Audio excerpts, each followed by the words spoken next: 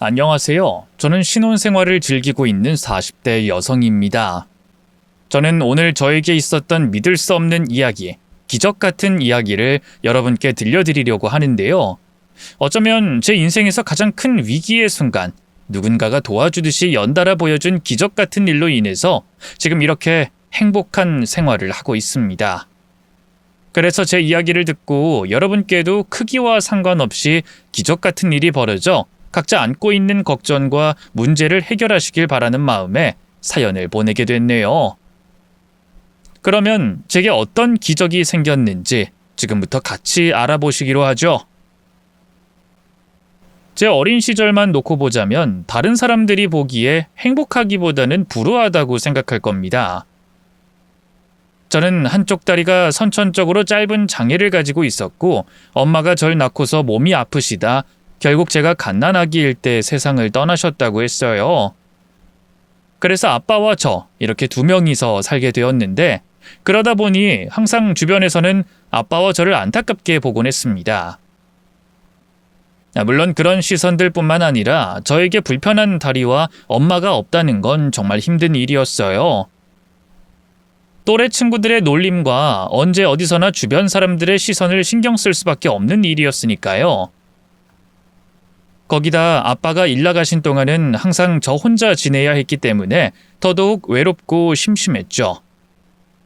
그래도 아빠가 일터에서 없는 시간을 쪼개면서까지 제게 신경을 써주셨기 때문에 혼자 외로웠던 어린 시절을 큰 문제 없이 잘 버틸 수 있었어요. 아빠는 일터에 계시면서 항상 제게 전화를 걸어 제 말동무가 되어주셨고 이웃집 할머니나 아주머니께 혼자 있는 제가 아빠가 올 때까지 잘 지낼 수 있게 부탁하셨어요.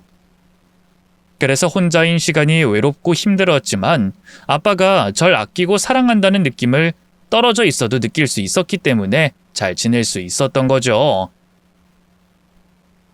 그렇게 아빠의 사랑을 듬뿍 받으면서 유년 시절을 보내다 중학교에 들어갈 무렵 많은 것이 변하게 되었습니다. 단순히 초등학교에서 중학교로 올라가는 환경뿐만 아니라 집안 환경도 변하게 되었죠. 제게 새로운 가족이 생기게 되었거든요. 그때 아빠가 만나고 있던 새엄마와 재혼하시게 되었습니다. 아빠가 새엄마에게 좋은 감정을 느낀 것도 재혼하게 된 당연한 이유 중 하나였지만 그에 못지않게 큰 부분을 차지했던 이유가 있었습니다. 항상 외롭던 제게 엄마와 남동생이라는 든든하고 힘이 되어줄 가족을 만들어주고 싶었던 거죠. 또 제가 초등학교에서 중학교 넘어가며 점점 여자의 모습을 갖춰가는데 아빠 입장에서는 딸을 이해하기도 어렵고 대하기도 쉽지 않다 보니 같은 여자로서 엄마가 제 곁에 있어주면 좀 더 안정된 생활을 할 수 있지 않을까 생각하셨다고 했습니다. 그런 여러 이유로 아빠는 새엄마와 재혼하게 되었어요. 그러면서 저에게 엄마와 남동생이 생기게 되었습니다. 그땐 제가 막 사춘기가 올 때라 겉으로 표현하진 않았지만 제게 엄마와 동생이라는 존재가 생겨서 신나고 좋았어요. 그래서 아빠가 제게 재혼 이야기를 해줬을 때도 반대하지 않았던 거였고요. 이제까지 제가 친구들을 보며 부러워했던 모습을 저도 느끼고 즐길 수 있을 거라는 생각에 기대를 정말 많이 했습니다. 그때까지만 해도 저뿐만 아니라 아빠에게 부족한 부분을 새엄마와 남동생이 채워줄 거라고 생각했죠. 그런데 아니었어요. 제게 좋은 엄마가 되어줄 거라고 생각했던 새엄마는 딱 2달 정도만 좋은 엄마인 척 연기를 했고 그 2달간 아빠의 신뢰를 얻은 후에는 원래 자기가 가지고 있던 본심을 드러내기 시작했죠. 절 괴롭히기 시작한 겁니다. 너 방 청소했어? 네, 방금 다 했어요. 어디 봐봐. 근데 너는 혼자 자라서 그런지 되게 이기적이다. 네 방 청소만 다 하면 끝이야? 동생 방은 네 방이 아니라는 거야? 남이니까? 네 친동생이 아니니까? 그게 아니라 이제 막 청소 다 끝냈는데. 조용! 너 어디서 어른이 말하는데 말대꾸라니? 너 내가 네 아빠처럼 네 말이라면 껌뻑 죽을 거라고 생각하나 본데 꿈 깨라. 내가 2달간 널 지켜보니까 애가 아주 엉망이야. 그래서 제대로 교육 좀 하려고. 그리고 너 밥을 얼마나 먹고 다니는 거니? 중학생이라는 애가 왜 이렇게 살이 쪘어? 식비가 왜 이렇게 나오나 했더니 너 때문이었구나. 너 오늘부터 밥 조금만 먹어. 내가 퍼주는 대로 먹고 네 아빠한테는 네가 원해서 다이어트 한다고 말하고. 너 내가 이런 말 했다고 네 아빠한테 말하면 그때 얄짤없다. 나 매들면 엄청 무서워. 새엄마는 치사하다는 말이 나올 정도로 사람을 잘 괴롭혔습니다. 그렇게 많이 먹지 않던 제게, 뚱뚱하지도 않던 제게 왜 이리 밥을 많이 먹냐며, 왜 이렇게 뚱뚱하냐며 말도 안 되는 핑계로 밥조차 제가 원하는 만큼 먹지 못하게 했어요. 불편한 다리 때문에 다리를 절던 저는 또래 친구들보다 뭐를 하더라도 에너지를 더 쓸 수밖에 없었는데 말이죠. 그러다 보니 언젠가부터 먹을 기회가 있으면 죄다 입에 넣고 보는 강박이 생겼어요.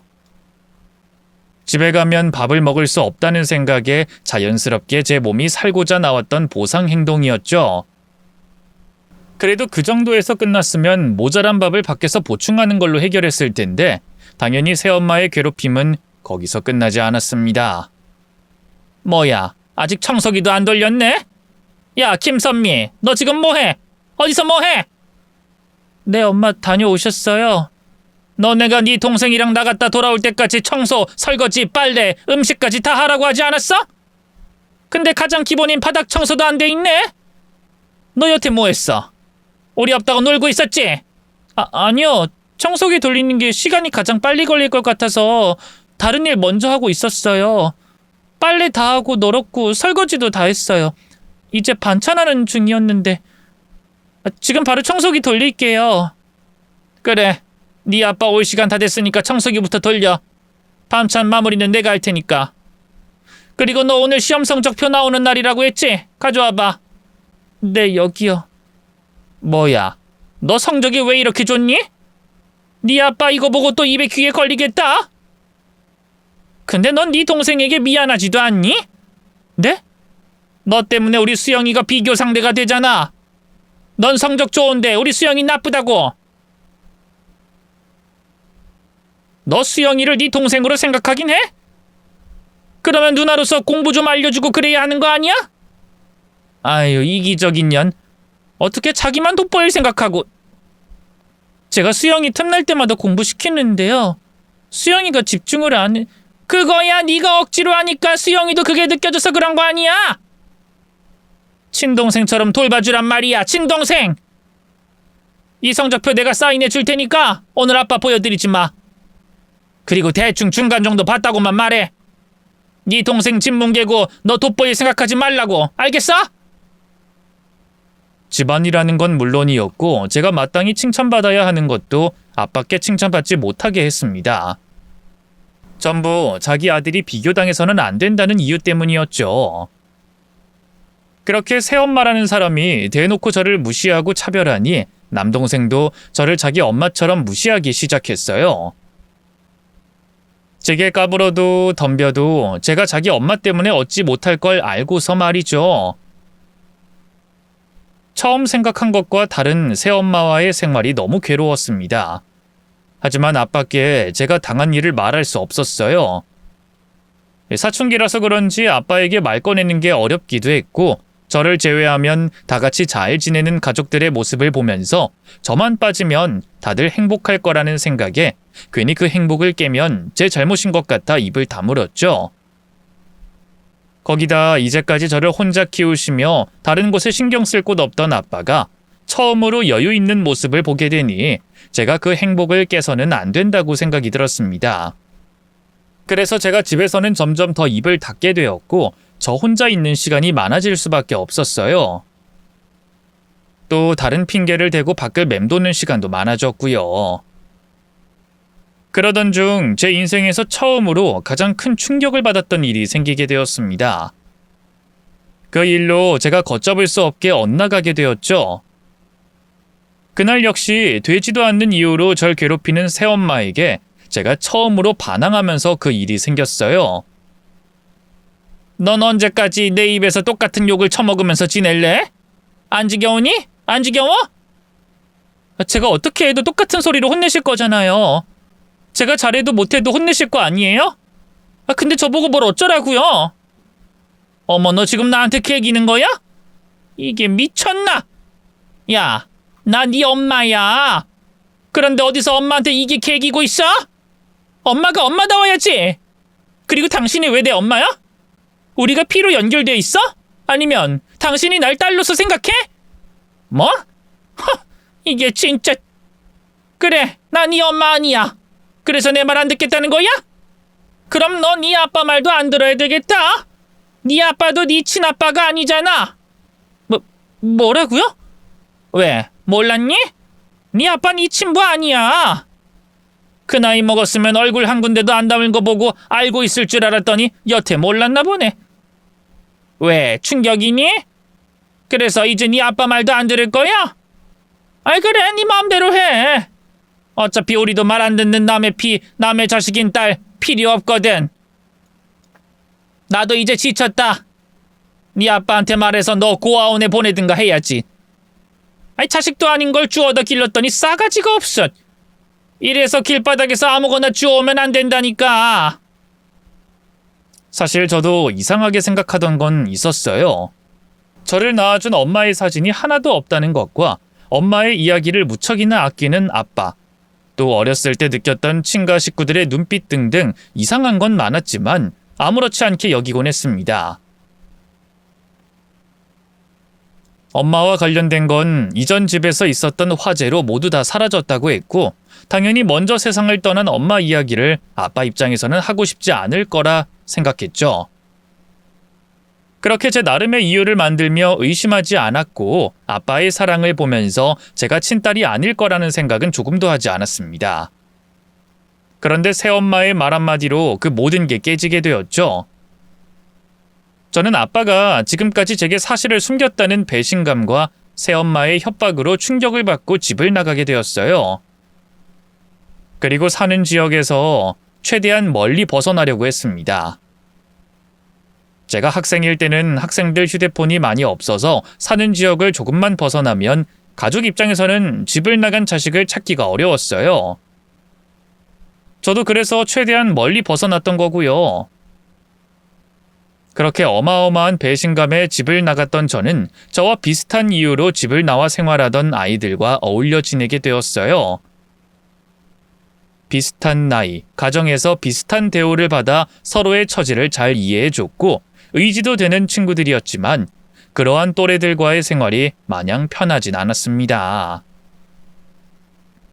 제가 원래 노는 학생도 아니었고 저를 걱정하는 아빠 생각도 많이 났거든요.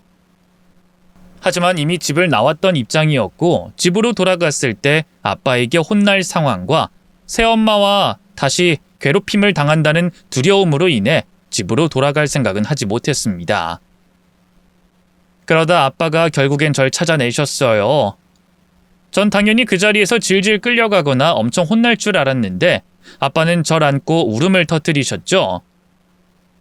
그동안 어떻게 지낸 거야? 밥은 제때 챙겨 먹은 거야? 어디 아픈 곳은 없고? 아이, 아빠가 널 얼마나 찾아다녔는데 아빠 마음도 모르고 이렇게까지 멀리 와 있어. 왜 나갔어? 뭐가 그렇게 불만이라서 나갔던 거야? 아니, 나가기 전에 아빠한테 뭐가 불만이라고 한마디라도 해주지. 그럼 선미 네가 이렇게 고생하도록 안 놔뒀을 거 아니야. 아빠가 다 미안하다. 아빠가 많이 모자라서 선미 네 마음을 잘 몰랐어. 앞으로 아빠가 잘할게. 그러니까 이제 집으로 가자. 응? 미안해 아빠. 내가 잘못했어. 그리고 아빠 잘못 아니야. 아빠는 내가 친딸이 아니면서도 이제까지 키워줬잖아. 그런데 내가 그게 얼마나 감사한지도 모르고 홧김에 나중엔 돌아가고 싶었는데 무서워서 못 갔어. 그런데 아빠, 나 집에 가기 싫어. 집에 가면 새엄마가 나 또 힘들게 할 거야. 선미야, 네가 아빠 친딸이 아니라는 게 무슨 말이야? 누가 그런 말도 안 되는 소리를 해? 그리고 엄마가 힘들게 한다니. 너 새엄마랑 무슨 일 있었지? 무슨 일이야? 아빠한테 전부 다 말해. 그날 저는 아빠에게 그동안 새엄마와 남동생에게 당했던 이야기와 함께 새엄마에게 들었던 제가 친딸이 아니라는 말까지 아빠에게 모두 다 하게 되었습니다. 아빤 제가 당한 일에 격분을 하시다 이내 진정하고 저와 어떻게 만나게 된 건지 사실대로 말씀해 주셨어요. 그래, 다 알게 됐다면 말해야지. 언제까지 숨길 수도 없는 일이고. 아빠가 네 친부가 아닌 건 맞아. 또 아빠는 새엄마와 한 결혼이 처음 한 결혼이고. 그러니까 그게 이 선미를 낳아줬다는 엄마는 전부 거짓말이었어. 선미는 아빠가 인적 드문 도로에서 발견했거든. 그때 아빠가 일을 보고 돌아오는 길이었는데 차 사이드미러에 움직이고 있는 포대기를 봤어. 처음엔 누가 개나 고양이처럼 애완동물을 유기했다고 생각해서 확인해봤는데 거기에 갓난아기였던 네가 있었던 거야. 널 발견하고도 분명 네 부모님께서 다시 돌아올 거라고 생각해서 널 할머니께 맡기고 난 그 자리로 돌아가 기다렸어. 근데 한밤중이 되었는데도 너희 부모님이 나타나지 않더라고. 결국 네가 버려졌다는 걸 확인하고 돌아왔고 네 할머니와 상의 끝에 널 보육원에 보내려고 했지. 경찰서로 가지 않았던 건 누가 봐도 버려진 네가 여기저기 떠돌지 않길 바랬기 때문이야. 그래서 보육원에 보내려고 했는데 마음에 걸리더라고. 예전에 보육원에 대해서 안 좋은 이야기가 많았거든. 또 역에 앵벌이하던 아이들 전부 보육원 출신이기도 했고. 그런데 작고 소중한 너를 무책임하게 보육원으로 보낼 수는 없는 생각이 계속 들었고 결국 네 할머니와 친척들에게 말해서 내가 널 키우기로 한 거야. 내 딸로 말이지. 근데 선미야, 아빠는 널 다른 사람의 자식이라고 생각해 본 적이 없어. 그날 네가 거기 있었던 것도 내가 거길 지나가다 차를 세웠던 것도 전부 하늘이 맺어준 인연이라고 생각해. 진짜 부모와 자식처럼. 그러니 혹시나 네가 내 딸이 아니라는 그런 생각은 하지 마. 아빠는 너밖에 없어. 그리고 널 괴롭히는 사람과는 가족이 될 수 없고. 아빠, 오늘 당장 네 새엄마한테 이혼하자고 할 거야. 그리고 너 괴롭힌 데에 대해서 내가 처벌받게 할 거야. 아빤 저와 만나게 된 사실에 대해서 말씀해 주셨고 하셨던 말씀처럼 그날 집으로 들어가 새엄마에게 이혼을 통보했습니다. 아쉽게 새엄마가 저를 괴롭혔던 일에 대해서는 당시 마땅히 처벌할 법령이 없어서 할 수가 없었고요. 어쨌든 저는 아빠와 다시 행복한 생활을 이어갈 수 있었어요. 그렇게 아빠가 저를 얼마나 끔찍하게 사랑하는지 알게 되었던 저는 정신을 차리게 되었습니다. 이제까지의 방황과 오해를 끝내고 다시 아빠의 착한 딸로 돌아가게 되었죠. 집으로 돌아가서는 정상적인 삶을 아빠께 보여드리기 위해 검정고시 준비를 했어요. 학교로 돌아갈 수도 있었지만 이미 2년이나 지나서 학교에 적응하기 힘들 거라는 판단하에 검정고시 합격 이후 입시 준비를 하기로 한 거죠. 검정고시와 입시 준비 모두 정말 코피 터지게 엉덩이에 진물이 날 정도로 열심히 공부했습니다. 제 인생을 위해서 죽기 살기로 노력한 것도 있었지만 2년 동안의 제 방황으로 가슴앓이를 많이 하셨을 아빠에게 좋은 결과를 보여드려야 한다는 생각으로 더 노력하고 공부했었어요. 그렇게 해야 제 죄책감이 아빠의 마음이 한결 나아질 거라고 생각했거든요. 그리고 아빠가 기뻐할 만한 결과를 얻게 되었습니다. 서울에 있는 대학에 합격하게 된 거죠. 저는 제 몸의 불편함과 가출 이후 방황하면서 직접 보게 된 제 또래 아이들의 영향으로 인해 사회복지과로 가게 되었어요. 그리고 4년 내내 우수한 성적을 받고 대학 졸업을 할 수 있었습니다. 대학을 졸업한 후에는 당연히 다른 친구들과 마찬가지로 취업 준비를 하게 되었어요. 그런데 제 불편한 몸 때문인지 제 예상보다 더 늦게까지 취업이 되지 않았습니다. 대학 성적도 좋았고 다른 외부 활동도 대학 생활 4년 내내 꾸준히 했는데도 말이죠. 물론 제가 입사 지원서를 넣고 면접을 본 모든 회사에서 제 불편한 몸 때문에 절 떨어뜨린 건 아니겠지만 몇몇 회사에서 대놓고 제 불편한 몸으로 사무 업무가 가능할지 물어보고 누가 보더라도 제 불편한 몸에 시선이 떼지 않고 탐탁지 않아 하는 걸 보면서 제 장애가 취업에 영향을 끼친다고 생각할 수밖에 없었습니다. 어쩌면 이미 결과가 정해져 있는 면접과 취업 준비를 했던 거죠. 하지만 저는 그것도 모르고 계속 지원하고 도전하며 시간을 허비했던 거고요. 제 몸 때문에 취업이 늦어진다는 걸 인정하게 되었을 땐 이미 시간이 많이 흐른 뒤였어요. 그때부터는 현실적으로 제 눈높이를 낮춰야 한다는 걸 알게 되었습니다.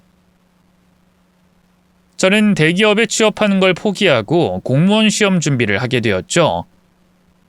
애초에 학과 역시 사회복지학과였고 사회복지학의 전문성을 살리는 데는 사기업보다 공기업 또는 공공기관이 더 나았으니까요.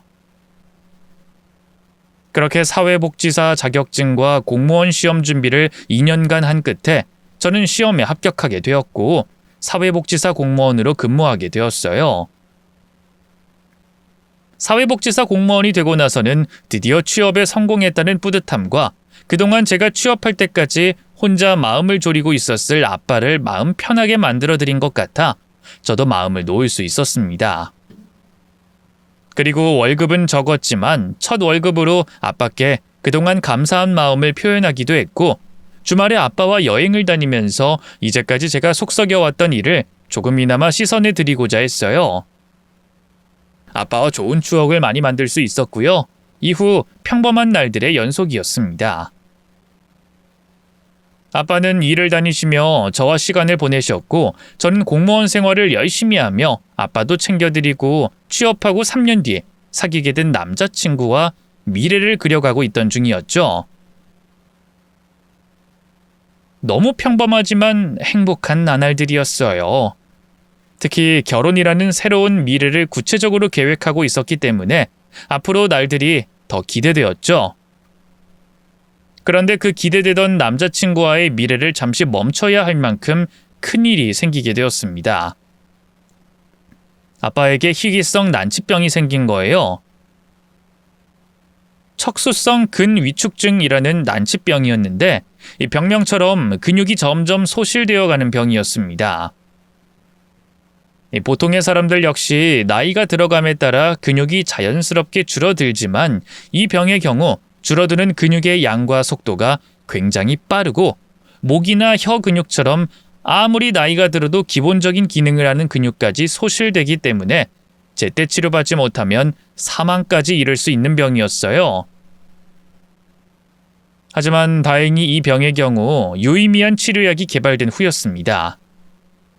문제는 그 치료약이 너무너무 비싸다는 거였죠.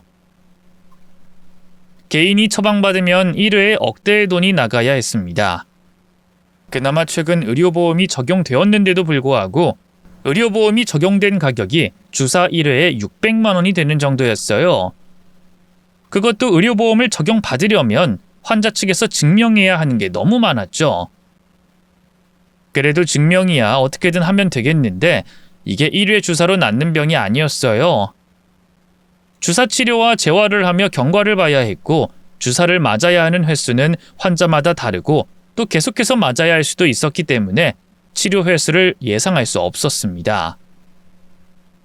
아빠 치료에는 돈이 가장 큰 문제가 되었죠. 1회에 600만 원인 치료비를 공무원 월급으로는 감당하기에 불가능했어요. 결국 저는 잘 다니던 공무원직을 그만두게 되었죠. 아시다시피 공무원은 겸직이 불가능하기 때문에 제가 투잡이든 쓰리잡이든 아르바이트를 여러 개 하면서 돈을 버는 게 아빠 치료를 감당하는 데 더 나았으니까요. 물론 미래를 멀리 내다보면 공무원 생활을 이어가는 게 좋지만 그땐 먼 미래보다 가까운 현실에 집중해야 했습니다. 친딸도 아닌 저를 거둬 이렇게까지 잘 키워주신 아빠를 위해 이번에는 제가 희생해야 하는 순서였죠. 그래서 조금의 망설임도 없이 공무원을 그만두게 되었고 바로 아르바이트를 하면서 지냈어요. 일을 하는 와중에도 조금이라도 돈을 더 버는 방법이 없나, 일자리가 없나 찾았고요. 그러던 그때 간병인 일이 생각보다 수입이 좋다는 걸 듣게 되었습니다.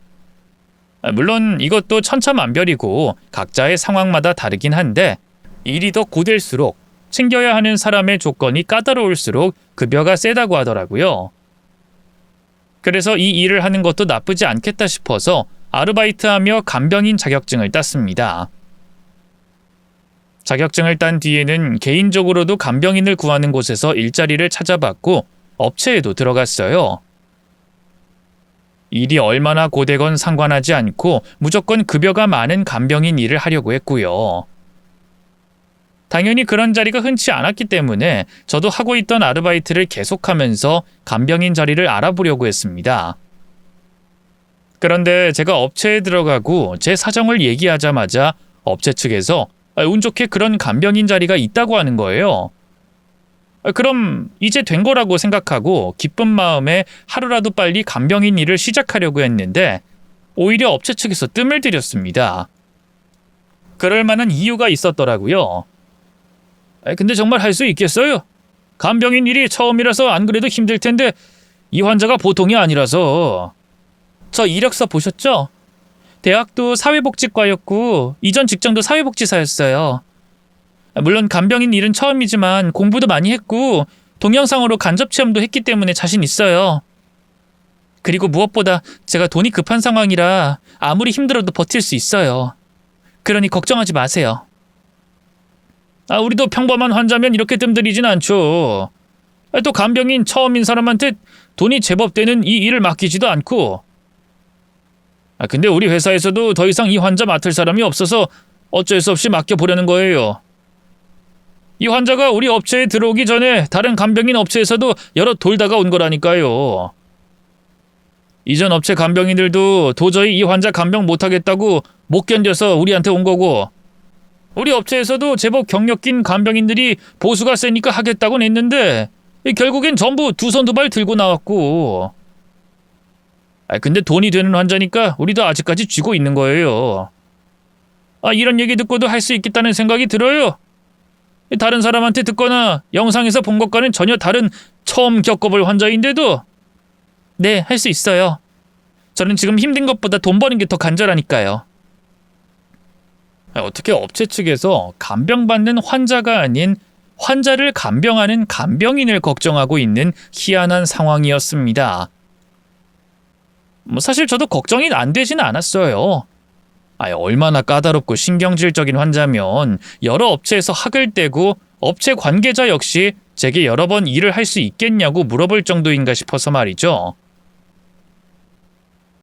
그런데 그런 상황을 가릴 처지가 아니었습니다. 돈만 많이 준다면 매일 간병하면서 머리채를 잡히더라도 할 수 있었어요. 아빠의 치료를 위해서라면 그보다 더한 일도 할 수 있었으니까요. 그렇게 저는 마음 한편에는 걱정을, 또 한편에는 돈을 벌 수 있다는 기대를 가지고 첫 간병인 업무를 보러 갔습니다. 그리고 찾아간 병원에서 많은 간병인을 힘들게 한다는 제 환자분을 만나게 되었어요. 환자분은 작년의 여성분이었는데 듣던 대로 굉장히 신경질적인 분이었고 그날 처음 봤던 제게도 보자마자 짜증을 내셨죠. 성규야, 간병인 필요 없다니까 또 사람을 불렀니? 엄마 치료 안 받을 거야. 치료해도 산다는 보장이 없는데 뭐하러 아까운 시간을 허비해? 그리고 엄마 이모 보러 가야 하는 거 알잖아.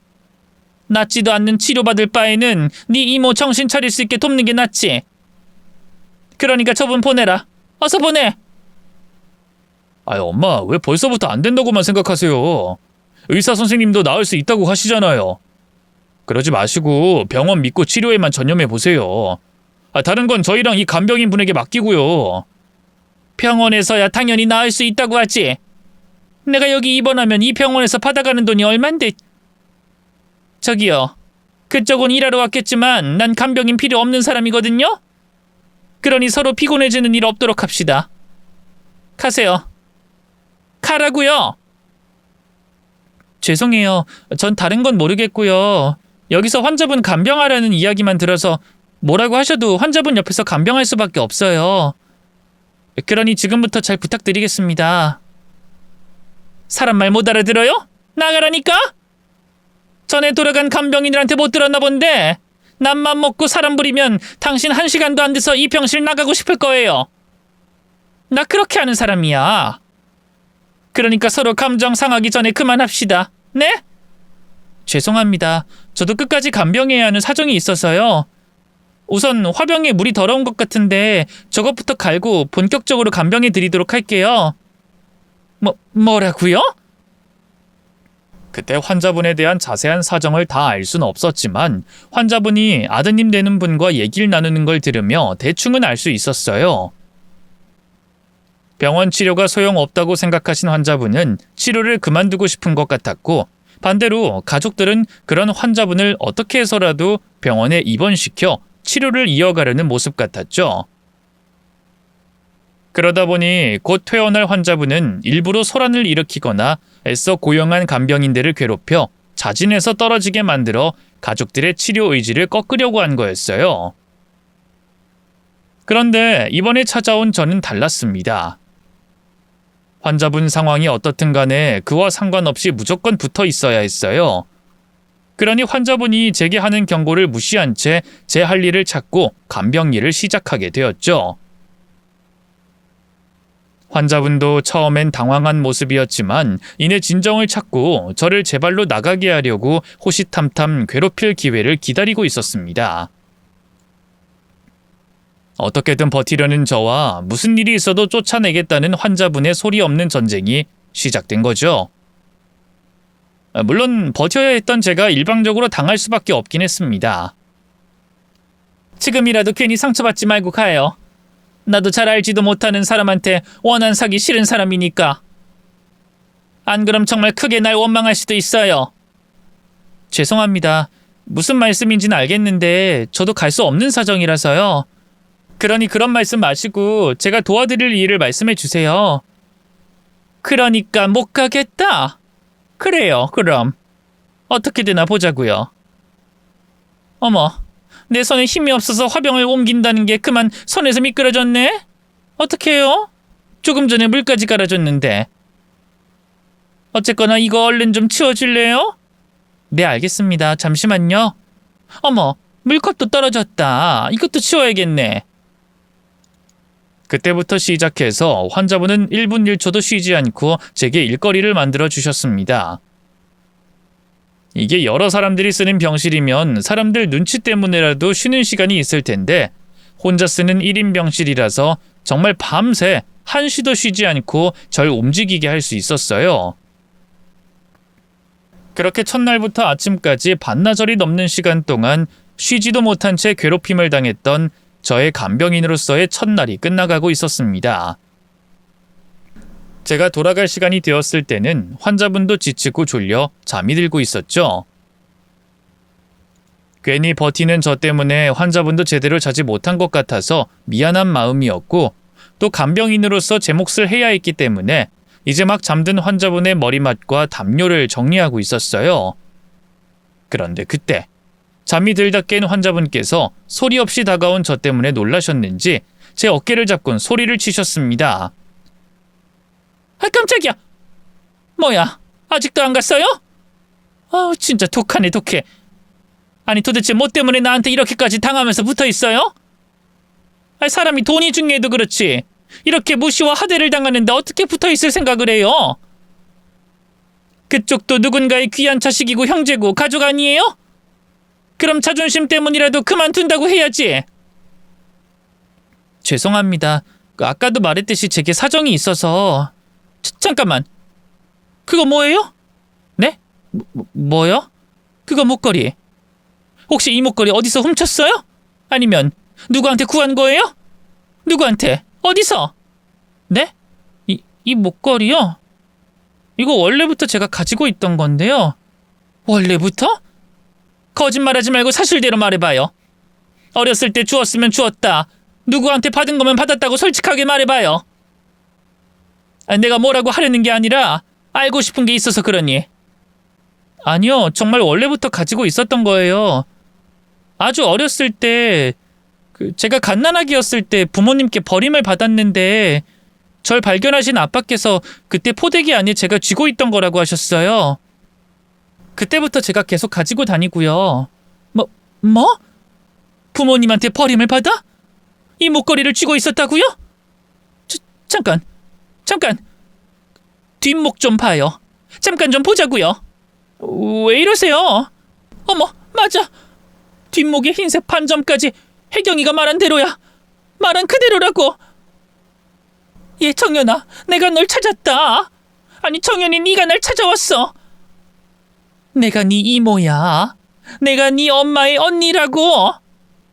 네 엄마가 널 얼마나 찾아다녔는지 아니? 엄마가 청년이 널 얼마나 찾았는지 알아? 갑자기 이게 무슨 일인가 싶었어요. 너무 황당해서 그 환자분이 절 쫓아내려고 다른 방법을 쓰는가 했습니다. 솔직히 누구라도 이해가 되지 않는 상황이잖아요. 일하러 온 곳에서, 그것도 조금 전까지 날 쫓아내기 위해 그렇게 용쓰던 사람이 갑자기 저를 껴안고 제게 이모라고 한다니, 제 친모가 날 찾고 있다니, 도저히 그 상황이 이해되지 않았죠. 그래서 놀란 마음이 컸던 저로서는 몸을 뒤로 빼고 왜 이러는지 물어볼 수밖에 없었습니다. 왜 이러세요? 갑자기 무슨 말씀하시는 거예요? 도대체 뭘 보고 제 이모님이라고... 지금 제 친모를 아신다고 말씀하시는 거예요? 너 네가 지금 하고 있는 목걸이, 그리고 네 목 뒤에 흰 반점, 그게 전부 네가 잃어버린 청년이라는 증거야. 너 그 목걸이 네 아버지가 발견했을 때 포대기에 같이 있었다고 했지? 네가 쥐고 있었다고. 자, 그러면 이거 봐라. 이거 네가 하고 있는 목걸이와 똑같지? 그게 네 엄마 목걸이고 이게 내 목걸이야. 원래 이게 우리 엄마, 그러니까 네 외할머니 목걸이인데 네 외할머니가 나랑 네 엄마 보고 나눠 끼라고 준 거야. 그러니 똑같을 수밖에. 자, 한번 봐라. 가까이 와서 봐봐. 정말 똑같네요. 아니, 그래도 이게 어떻게... 그러게 말이다. 어떻게 이런 일이 다 있다니? 그래도 목걸이야 어떻게 얻을 수 있다고 생각하겠는데, 네 목 뒤에 그 흰색 반점, 그게 너 태어날 때부터 있었다고 네 엄마가 널 찾아다닐 때 귀에 못이 박히도록 얘기를 했거든. 그래서 확인했던 건데. 아니, 정말 어쩌다가 이런 일이 있니? 아무래도 내가 아프게 된 게 이렇게 널 만나게 해주려고 하늘에서 다 정해주신 것 같다. 내 동생 혜경이를 위해서. 정말 제 이모님이 맞으신 거예요? 정말 동생분이 이 목걸이 주인이시고 낳은 딸 목 뒤에 저처럼 반점이 있는 게 확실해요? 그래, 맞다니까. 너 올해로 나이가 몇이니? 저 41요. 그래, 그럼 딱 맞네. 우리 청년이도 나이가 41라고. 네가 우리 혜경이 딸 청년이가 맞아. 분명해. 잠시만요.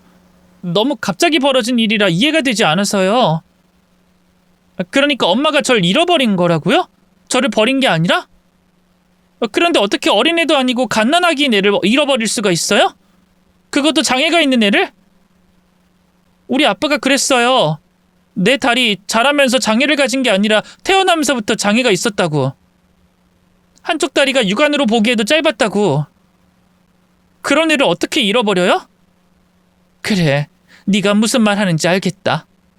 네가 네 엄마를 어떻게 오해하고 있는지 알겠어. 근데 네 엄마도 너처럼 피해자야. 지금 생각해도 열불이 나고 어이가 없는 그 사건에 너희 두 모녀가 피해자라고. 네? 피해자요? 그게 무슨 말이에요? 그럼 절 버린 것도 잃어버린 것도 아니라는 말씀이에요? 기적과도 같은 우연으로 이모님을 만나게 된 일에 놀랄 시간도 없이 저는 더 놀라운 이야기를 듣게 되었습니다. 바로 제 출생에 얽힌 이야기였죠. 네 엄마는 정략 결혼 비슷한 결혼을 했어. 네 아빠와 얼굴도 몇 번 보지 못하고 집안끼리 약속돼 있던 결혼식을 올리게 된 거지. 뭐 그래도 옛날엔 중매로 얼굴도 몇 번 보지 않고 결혼할 때가 많이 있었던 상황이라 이상해할 것도 없었어. 게다가 양가 집안이 서로 잘 알기도 하고 비슷한 형편의 얘기도 되어 있었던 상황이라 한결 나았지. 또 네 엄마와 아빠가 잘 사는 모습을 보이기도 했고. 그렇게 네 엄마와 아빠가 결혼하고 1년 정도 흘러서 네가 생겼어. 비록 아들이 아닌 딸이긴 했지만 양가 모두 네 존재에 대해서 기뻐했지. 그리고 네가 이 세상에 나왔는데 다리에 장애가 있었던 거야. 네 지금의 아버지께서 말씀하신 것처럼 한쪽 다리가 짧은. 가족들 모두 크게 걱정했지만 다리 외에는 아픈 곳 없이 건강하다고 하니 다행이라고 생각했다.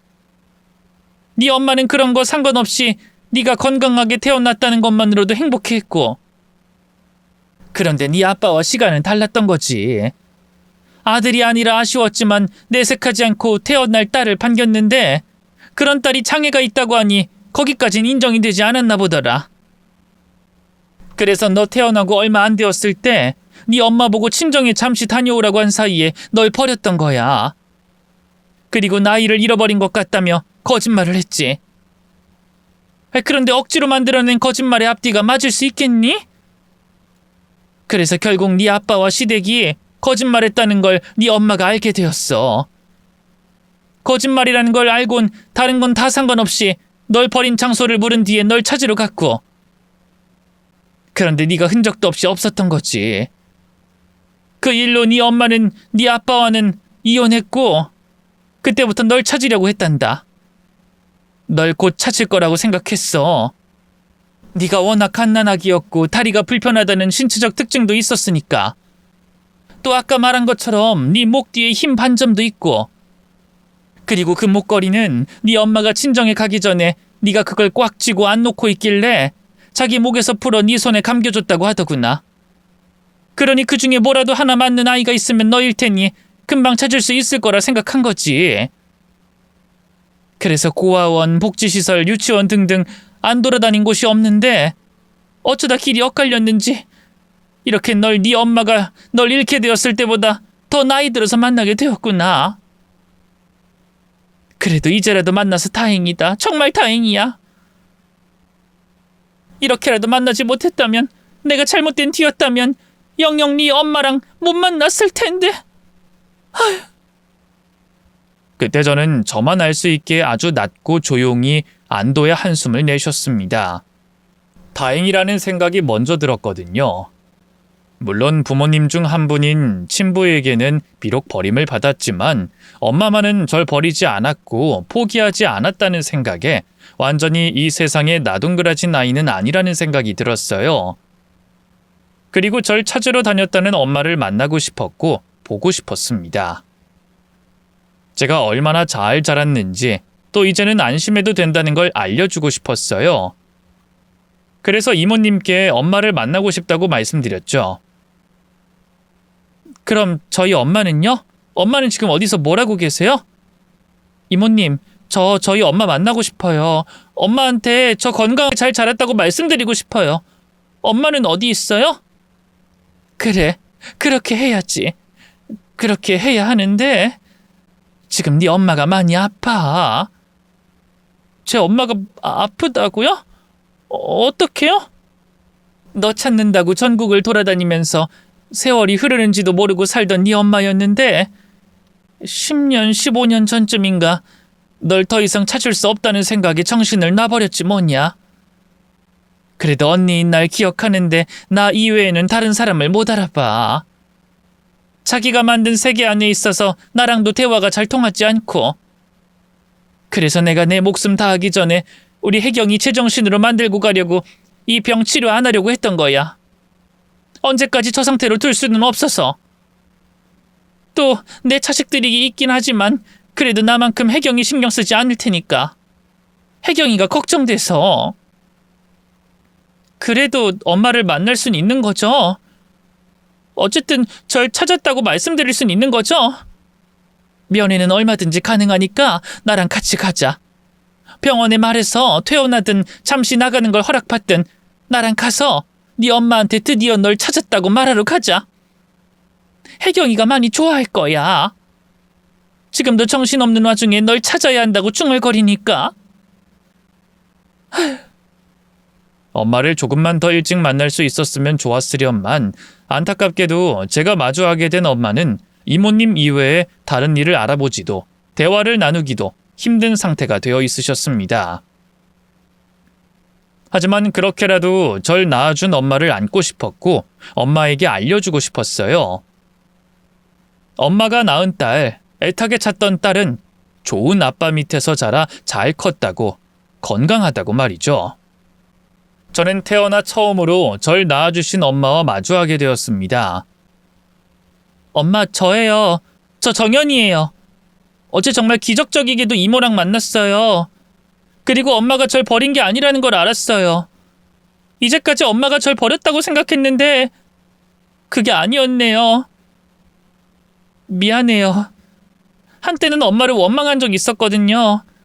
그런데 엄마, 저 정말 잘 자랐어요. 대학도 좋은 성적으로 졸업했고요. 그 힘들다는 공무원 시험도 붙었어요.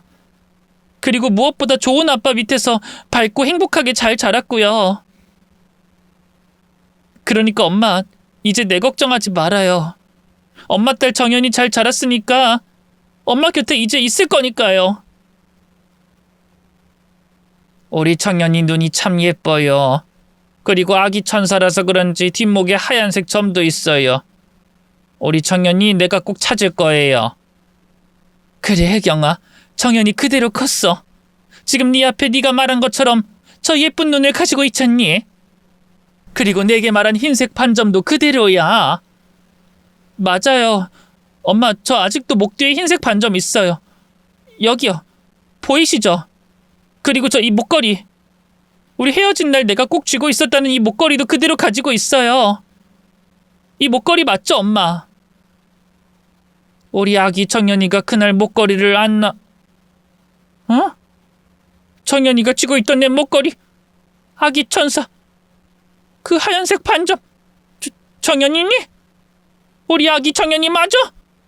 정연아! 정연아! 그때 또 한 번의 기적이 일어났습니다. 제가 목걸이와 목 뒤 흰색 반점을 보여주기 전까지 눈의 초점도 대화도 통하지 않던 엄마가 갑자기 탁했던 눈빛이 반짝거리며 절 알아보신 거예요. 절 보고 제 이름을 부르시면서 말이죠. 엄만 절 안고 눈물을 터뜨리셨습니다. 저도 이모도 정신을 되찾은 것 같은 엄마를 안고 울었고요. 그렇게 40년 만에 만나게 된 우리 가족은 서로를 부둥켜 안고 오열했어요. 그리고 겨우 진정을 찾고 엄마와 대화를 나누려고 했죠. 그런데 아쉽게도 엄마와 정상적인 대화는 불가능했습니다. 전반적인 상황은 이해하시는 걸로 보이시는데 그동안 세상과 문을 닫고 혼자만의 세상에 너무 오래 있으셔서 그러셨는지 의사소통하는 데 많은 어려움이 있어요. 그래도 제가 딸이라는 걸 확실히 알아보셨고 엄마의 사정을 제가 알게 된 것과 엄마를 만나기까지 무슨 일이 있었는지 전부 이해하신 걸로 보였어요. 엄마와의 짧은 첫 만남은 또 한 번의 기적을 만들었고 저는 이모와 돌아오게 되었죠. 그리고 이모님과 함께 다시 같이 할 수 있음에 행복해하며 돌아오는 길에서 또다시 기적이 찾아왔습니다. 그때까지 제 사정을 말할 정신이 없었는데 엄마를 만나고 돌아오는 길에서 제 이야기를 하게 된 거예요. 제가 어렸을 때부터 최근 공무원을 관두고 여러 아르바이트를 하다가 간병인 일까지 하며 이모님을 만나게 된 일을 말이죠. 그런데 이 이야기를 듣고 계시던 이모님이 깜짝 놀랄 제안을 하셨습니다. 그런 일이 있었으면 그것부터 말하지 그랬어. 난 네가 또 혼자 자라면서 얼마나 많은 고생을 했길래 그 나이에 간병인 일까지 하나 싶었다. 너희 아버님 일은 이모가 도와줄게. 앞으로 돈 걱정은 하지 말고 아버님 나을 수 있는 치료라면 뭐든지 해. 그리고 너도 아버님 간병하지 않아도 되는 상황이면 다시 공무원 준비를 하던가 앞으로 할 일을 다시 준비하고. 아니에요, 이모님. 저희 아빠 치료비는 제가 감당하는 게 맞아요.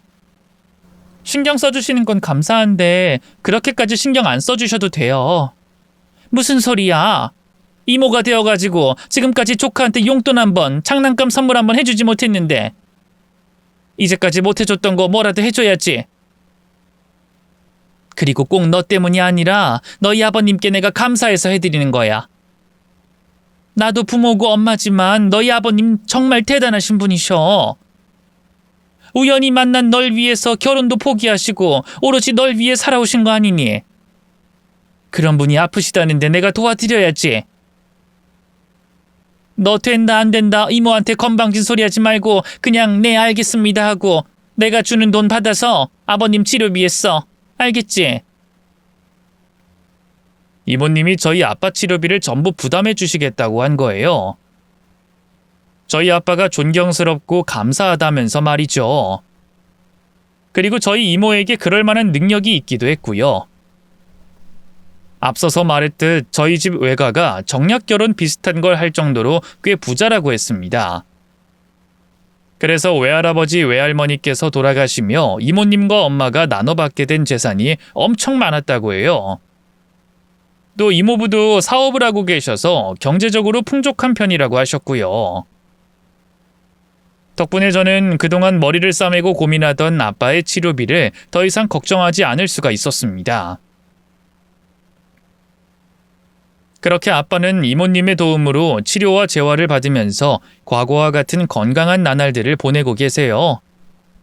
또 연이어 나오는 치료제 개발 성공 소식으로 더 많은 날을 저와 함께할 수 있다는 기대를 하고 계시죠.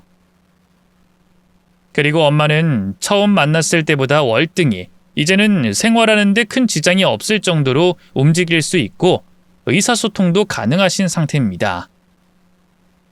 그래서 어쩔 땐 저와 하루 종일 앉아서 서로의 이야기를 하고 또 하고 또 하고 그래요.